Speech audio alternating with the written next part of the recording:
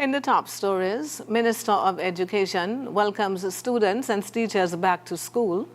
In Guyana, gunshots from Venezuela targeted boat with ballot boxes, and Putin says he reached understandings with Trump over end of Ukraine war. Welcome to the ZIZ Midday newscast. Today is Monday, the first day of September 2025, and I am Jasmine Thomas. Minister of Education, the Honorable Dr. Jeffrey Hanley, has welcomed the Federation students and teachers back to school following the summer vacation period. In his address, Minister Hanley encouraged them all to embrace the new beginning that lies ahead for them. Students, teachers, staff, welcome back.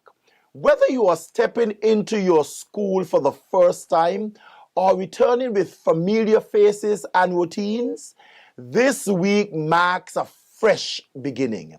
This is your opportunity to grow, to learn, and to become who you are meant to be. Students. The Honorable Minister of Education, Dr. Jeffrey Hanley.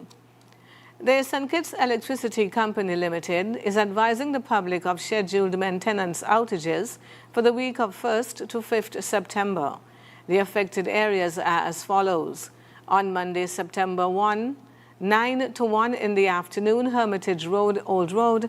Also, 9 to 3 in the afternoon, Kim Collins Highway. Tuesday, 2nd September, areas to be affected from 9 to 1, Hermitage Road, Old Road, and 9 to 3 in the afternoon, Connery Village and Half Moon. While on Wednesday, 3rd September, from 9 to 1 in the afternoon, Main Street, Old Road, and on Thursday, September 4, 9 in the morning to 1 in the afternoon, Virchild's Housing Project and OG's Village, St. Peter's, while between 9 in the morning and 3 in the afternoon, Fig Tree, Sandy Point. The scheduled maintenance outages are necessary to perform maintenance as a part of the ongoing efforts to improve reliability. In an item of sport, the St. Kitts Nevis Patriots are currently in action against the top-of-the-table Trinbago Knight Riders at the Brian Lara Cricket Academy in Trinidad in the Republic Bank Caribbean Premier League. The Jason Holder captained team are coming off a 7-wicket defeat in their last match against St. Lucia Kings. That defeat was the team's 5th of the tournament, and they currently sit 5th in the standings with a record of 2 wins and 5 losses. The Trinbago Knight Riders are currently unbeaten at home, and when both teams met in St. Kitts, the Knight Riders won by 12 runs. Hopefully, the Patriots can get the victory and end the Knight Riders' winning streak at home. And now for a look at news on the regional scene. The Guyana Defense Force, GDF, and the Guyana Police Force said Sunday that gunshots were fired from the Venezuelan side of the border at a boat carrying election materials, prompting a joint services patrol to return fire.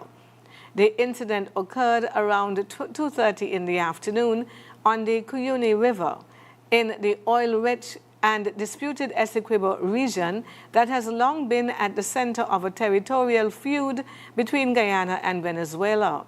According to a joint statement, the patrol was escorting 9 officials from the Guyana Elections Commission and the ballot boxes to remote polling stations in Region 7. The escort team was operating in the vicinity of Bamboo near the border. And now for a look at news on the international scene.